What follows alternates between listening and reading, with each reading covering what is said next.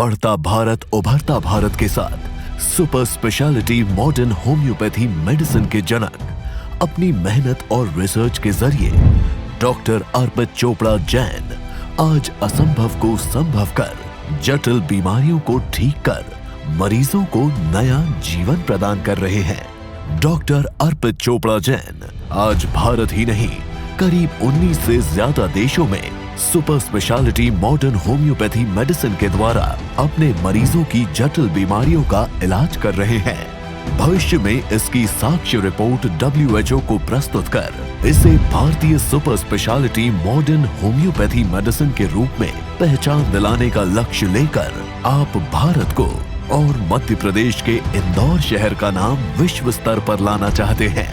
जी sir नमस्कार। आरोग्य super speciality modern homeopathic clinic में आपका स्वागत है। जी आपका नाम? मेरा अशफाक अहमद है।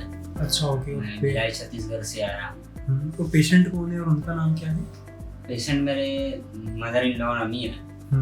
तो उनका बीपी प्रॉब्लम था। 4-5 सालों से बीपी का शिकायत था, वो चल रहा था दवा एलोपैथ से।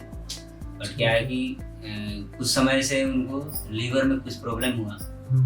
एक डॉक्टर से मैंने वहाँ दिखाया, डॉक्टर बोले कि लीवर में स्वेलिंग है, सूजन आ रहा है। तो लीवर का मैंने अपना इलाज चलाया।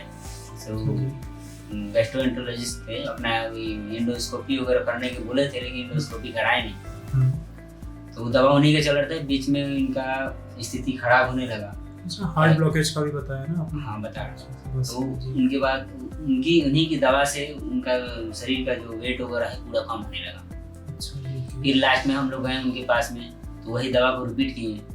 फिर उसके बाद में बोले कि ये जांच करा लीजिए। पहले जांच नहीं कराई, कोई जांच करा हार्ट वगैरह वाला, तो उसमें मैंने हार्ट 2 बार अटैक दिखाया। तो उसके बाद में फिर देखने से मना किए, बोले कि नहीं मैं नहीं देख पाऊंगा, ये दवा चलाइए आप लीजिए। फिर हम दूसरे ESIC हॉस्पिटल में गए, वहाँ एडमिट का कोई बात नहीं था, कुछ दवा दिए खिलाए लोग, बोले कि आप लोग हायर सेंटर में लेकर के जाइए, कोई कार्डियोलॉजिस्ट बढ़िया कोई डॉक्टर है तो उनसे दिखाई। फिर मैं भिलाई के मित्तल हॉस्पिटल में ले गया cardiologist doctor KS Bhatia sir के पास में। तो वो एडमिट किए ICU में। उसके बाद में उनका ट्रीटमेंट स्टार्ट हुआ। ट्रीटमेंट के साथ में वो एंजियोग्राफी, CT स्कैन, जो भी ब्लड एग्जामिन करना था वो किए। बोले कि अभी हार्ट में 2 आर्टरी जो है वो ब्लॉकेज है, तीसरा भी 80% गायब है, 20% लगभग काम कर रहा है। तो अभी इनको सर्जरी करने का भी जरूरत पड़ सकता है, यानी सीरियसली है पेशेंट। तो इसमें मैंने आप हायर सेंटर में लीजिए, दूसरे जगह में भेजें, क्योंकि भिलाई में बाईपास सर्जरी का कोई चांस नहीं, कोई डॉक्टर नहीं करते। फिर हम रायपुर एम्स में ले गया। रायपुर एम्स में हमारा कोई ट्रीटमेंट वहाँ नहीं हुआ, इमरजेंसी में एडमिट नहीं दिया। फिर प्राइवेट हॉस्पिटल में ले गए, ये उर्मिला मेमोरियल हॉस्पिटल में।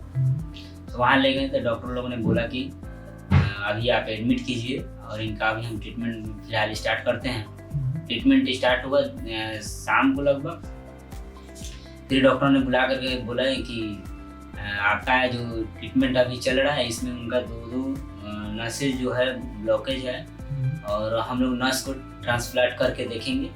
अगर सही रहता है तब तो सही है, हम लोग को ऑपरेशन करने की जरूरत नहीं है। उस पर सही हो जाएगा, सक्सेस हो जाएगा तो सही हो जाएगा, वरना नहीं तो हम लोग फिलहाल फिर सर्जरी करेंगे। लेकिन पेशेंट को ICU में डालने के बाद ट्रीटमेंट स्टार्ट करने के बाद में फिर रात में 12 बजे रात को कॉल किए कि ये स्थितियाँ हैं, आपको कल ही सर्जरी कराना पड़ेगा। बाहर से विशाखापट्टनम से डॉक्टर लोग आ रहे हैं, कल सर्जरी होगा हर हाल में।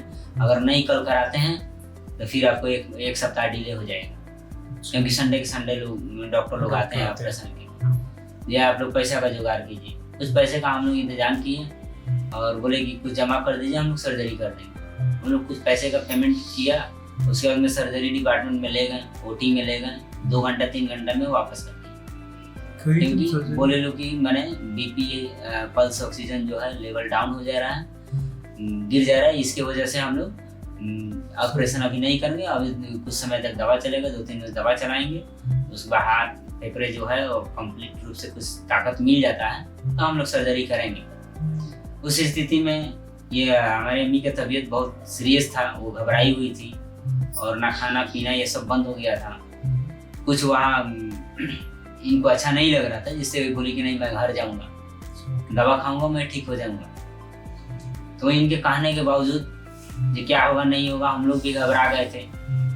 इसकी वजह से हम लोग घर फिर डिस्चार्ज करा कर लेकर चले हैं। फिर एम्स ले गया। एम्स में फिर अपना वहाँ हम लोगों को अभी कार्ड वगैरह बना, बट वहाँ तक अभी कार्डियोलॉजी डॉक्टर से मैंने बात की, बोले कि अब कल लेकर के आइए। तो हम लोग फिर एंजियोग्राफी का जो CD कैसेट बना है उसको हम लोग चेक करेंगे, तब ट्रीटमेंट स्टार्ट करेंगे। ये ऑपरेशन अभी होगा या दवा चलेगा। लेकिन फिर वहाँ तक हम लोग फिर नहीं पहुँचे। सर से बात हुआ था, अर्पित सर से, बोले कि अगर सर्जरी डॉक्टर करना चाहते हैं तो डॉक्टर सर्जरी करा लीजिए, वरना मेरा ट्रीटमेंट आप ऑनलाइन या ऑफलाइन आकर के अपना इलाज करा सकते हैं। तो उनके कहने पे, सर के आश्वासन देने पर हम लोग यहाँ तक पहुँचे हैं।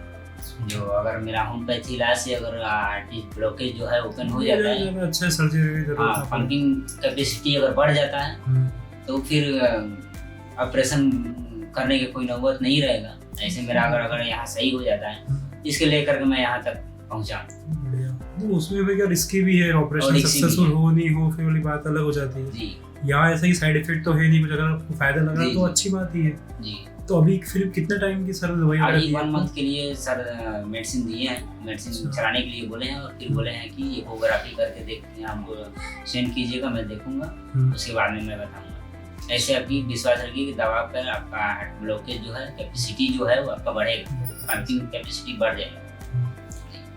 बढ़िया सर। तो ठीक है, दवाई वगैरह तो करवाइए स्टार्ट, फिर कुछ समय बाद जैसे ही मैंने बताया वापस हम कनेक्ट होते हैं, फिर हम सब जानेंगे फिर क्या हालत में सुधार रहा, क्या रिपोर्ट्स में आया, कि मतलब यहाँ की दवाई वगैरह से क्या कितना बेनिफिट हो चुका है वो हम जानते हैं। जी सर, धन्यवाद। है आरोग्य सुपर स्पेशलिटी मॉडर्न होम्योपैथिक चिकित्सा क्योरवेल हॉस्पिटल के सामने, जंजीरवाला चौराहा, न्यू प्लासिया, इंदौर।